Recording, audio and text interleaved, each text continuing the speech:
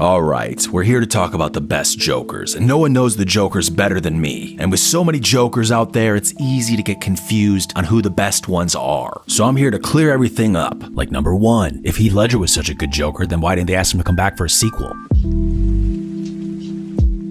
Clearly, there was some behind-the-scenes issues going on. Don't get me wrong, I liked his portrayal, I thought it was good. But he's not gonna be number 1 here, okay? They always give him number 1, I don't know why. Maybe it's because they feel bad for his family or something, I don't know. But he's not getting number 1 here today, I can promise you that. We're doing a Joker ranking, top 8, tier list, A to Z, whatever you want to call it. We're going through all the Jokers today. And let me tell you, most other channels that do this, they get it all wrong. I've seen what Watch Mojo and Screen Rant have to say about the best Jokers, and it's terrible.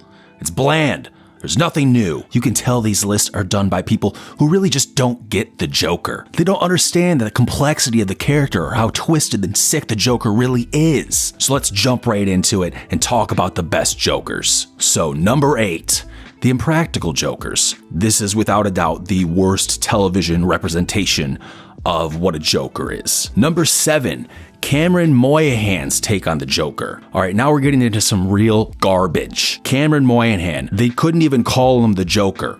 So you look him up on Fandom or IMDb or whatever. He's like called like Mr. Jokes or whatever. So that's always a bad sign. I don't know, call me Jack.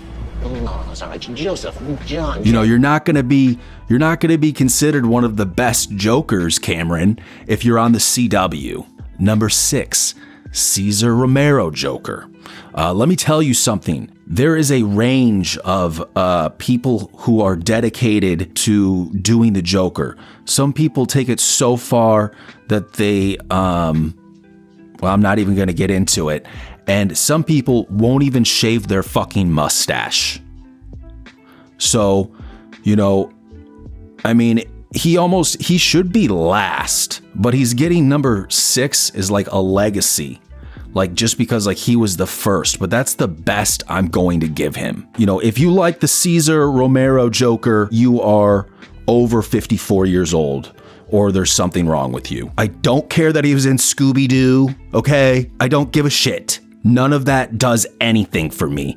He gets number 6. Number 5, Barry Keoghan Joker. First of all, was he even in the movie? And you know, next of all, he's ugly as shit. I mean, what the fuck? This dude looks like absolute shit, okay? This Joker is getting absolutely no bitches. What the fuck? How are we supposed to market this Joker? Okay, you know, the Joker, in my opinion, he should be like ripped with like a 6-pack and like a bunch of cool tattoos and stuff. That's just, hey, I think that's just the Joker I think should be cool. But, you know, apparently having AIDS on your face is the cool Joker now. You know, how is this Joker gonna get laid? You know, you got the Jared Leto Joker, he's getting laid by hot chicks. You got the Joaquin Phoenix Joker, he's getting laid by, you know, decent. Okay, we need to lower our standards. All right, I'd be happy to be with a 6. And the conversation between him and Batman, there's nothing going on. It's nothing new. I've seen this dynamic before, and honestly, it felt like a knockoff version of The Dark Knight. And you know, part of Joker's appeal is that people want to dress up as him for Halloween, right? Everyone wants to be the Joker. Who wants to be AIDS face Barry Keoghan Joker? Why did they do this? Nobody is getting him airbrushed on the hood of their car like I did with Jared Leto Joker, all right? This guy isn't marketable, he's not cool, and he's got a long way to go in my book. I hope they prove me wrong. Number 4, Jared Leto Joker. All right, guys, I know I said in my last video that Jared Leto's Joker was at least in the top 3, but honestly, I just can't do it. After going over the data, I just can't get him there. Look, I love Leto's Joker, but I would lose all my credibility if I rank him in the top 3. It just can't happen. But hear me out. Jared Leto's Joker, he's like one of the most misunderstood Jokers of all time, which makes him a really cool Joker because the Joker's supposed to be misunderstood. Do you understand? Because I don't. The original cut of Suicide Squad had so much more of him. He was in the finale of the movie in the original cut, but they cut him out and they made him a glorified music video. It's a crime, really. But that's more than I could say about Barry Keoghan Joker, right? Nobody has anything to say about Barry Keoghan Joker. At least the Jared Leto Joker, everyone was talking about it.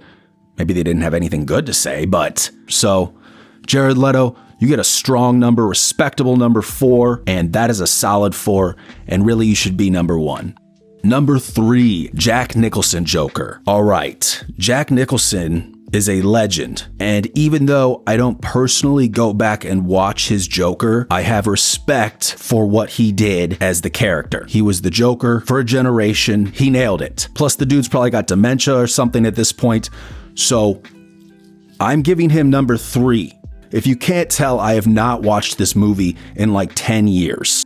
Number 2, Joaquin Phoenix Joker. Now we're getting to some real heavy hitters. Okay, Joaquin Phoenix Joker. Phenomenal, raw, intense, disturbing in the best possible way. He's about to ruin it all with his new sequel. You know, maybe that's why Heath Ledger didn't want to make a sequel. I don't know. But anyway, Joaquin Phoenix, you get number 2. Amazing performance in the first Joker. Second Joker remains to be seen. I'm sure there'll at least be a lot of memes. And number 1, all right. I know I said before that I couldn't give Heath Ledger number 1, but I have to give it to him. His Joker was absolutely one of the best takes I've ever seen. He refined the character and turned The Dark Knight into a Joker movie. Everyone in the theater left talking about the Joker.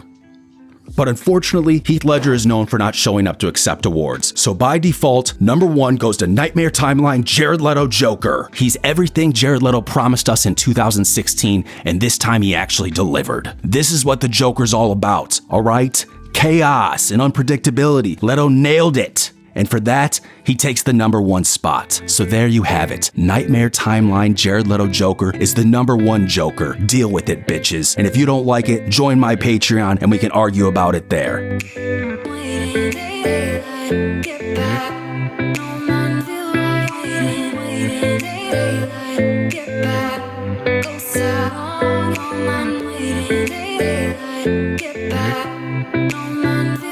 waiting.